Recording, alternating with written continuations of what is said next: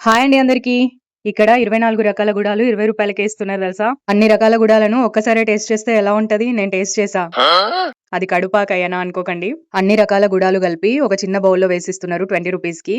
Taste అయితే చాలా బావుంది. అన్‌హెల్తీ చేతులు ఈవినింగ్ స్నాక్స్ అని చెప్పేసి తినే కంటే ఇలా హెల్తీగా మీరు తినండి, మీ పిల్లలకు గూడా తినిపించండి.